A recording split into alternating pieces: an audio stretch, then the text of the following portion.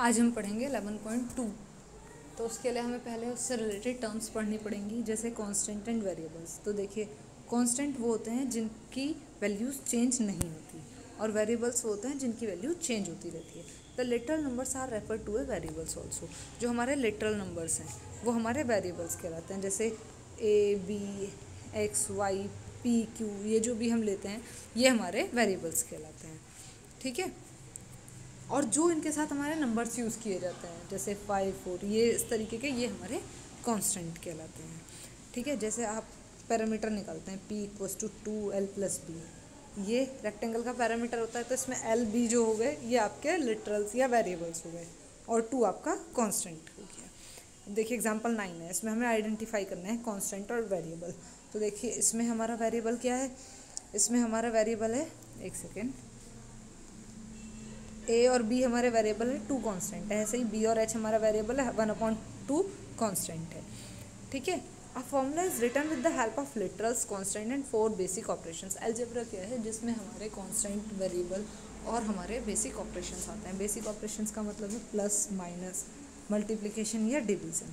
इन सब की हेल्प से जब कांस्टेंट, वेरिएबल, कांस्टेंट्स, वेरिएबल्स और ये हमारे ऑपरेशंस, इनकी हेल्प से जब हम कुछ नई चीज़ फॉर्मूला बनाते हैं वो हमारा अलजेब्रा कहलाता है। देखो जैसे ये अलजेब्रिक एक्सप्रेशन हो गया, expression involving constant and variables combined with arithmetic operations are called algebraic expression.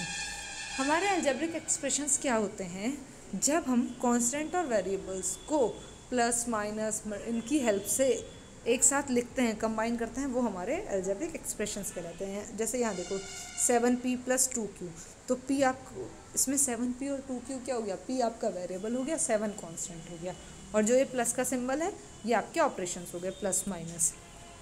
अब आता है algebraic terms. The term of expression जो हमारे प्लस और माइनस हैं, इनसे, इन साइंस से अलग अलग होती हैं हमारी टर्म्स।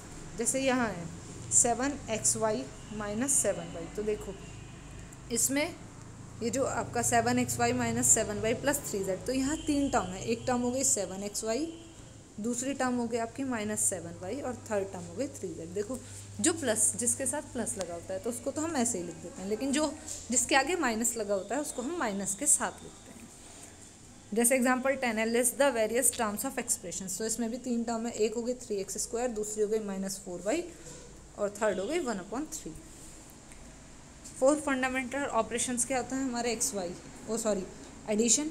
तो हमने कहा sum of literals x and y can be return as, तो लिटरल x और y है, इनका सम, तो एडिशन लगा दिया। ऐसे सब्ट्रैक्शन बोलेंगे तो डिफरेंस के लिए बोलेंगे तो हम सब्ट्रैक्शन कर देंगे।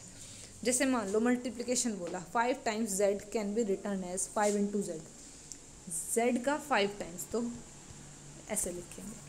जैसे quotient of literal x and y, quotient का मतलब होता है डिवाइड करना, of literal x and y का, तो ये आ गया क्यूशेंट ऑफ x एंड 10। तो जो पहले लिखा जाता है उसको ऊपर लिखते हैं, और जो बाद में उसको नीचे। अब आया आपका नंबर्स। देखो यहाँ x × x, इसको हम x² लिखते हैं, इसको हम स्क्वायर्ड बोलते हैं। x × x इसको हम क्यूब्ड बोलते हैं। इसको हम, जैसे ये है x⁴, तो हम लिखेंगे x⁴। ऐसे ही x, अगर x के ऊपर 8 लिखा है तो हम लिखेंगे x⁴8, और इसको खोल के लिखेंगे x × x × x × x। मतलब कहने का मतलब ये है कि इसकी 8 बार मल्टीप्लाई होनी है। जैसे यहाँ एग्जाम्पल 12 -15, तो देखो -15 तो एज इट इज़ लिख देंगे हम, फिर हम गिनेंगे, 2 a हैं तो a⁴2, 3 b हैं तो हम लिखेंगे b⁴3, फिर c भी 3 है तो c⁴3, ये हो जाता है।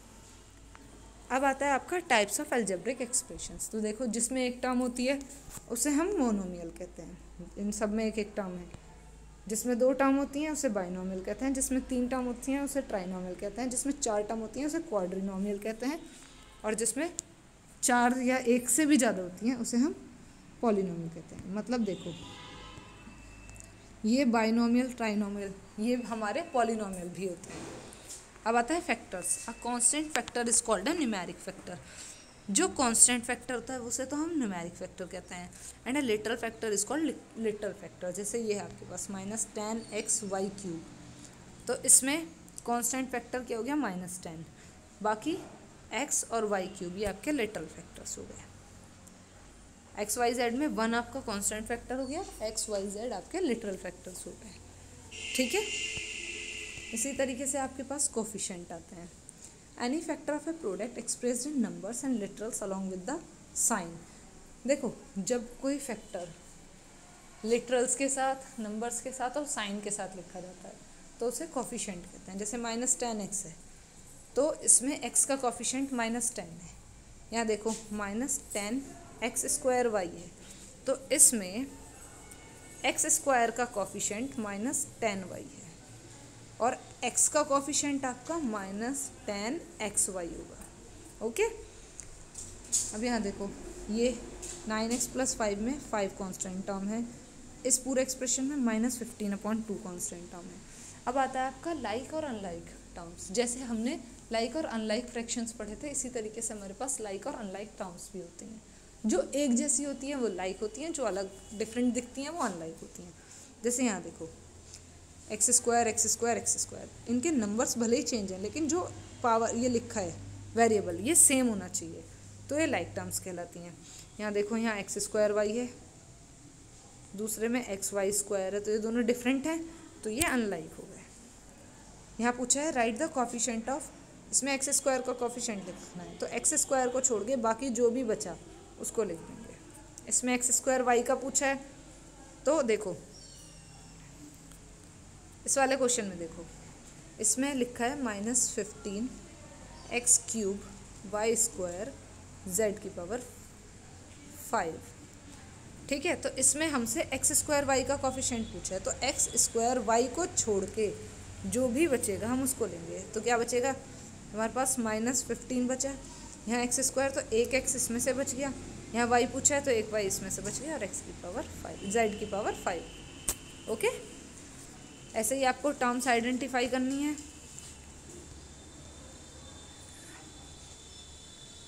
अब आता है आपका finding the value of an expression. तो देखो यहाँ x1 y2 z3 x² + y² + 2xyz लिखा है, तो यहाँ x की वैल्यू 1 डालेंगे, y की वैल्यू 1² + y की वैल्यू 2 है तो 2² + 2 × 1 × 2 × 3, इन सब की मल्टीप्लाई कर देंगे, आ जाएगा आंसर,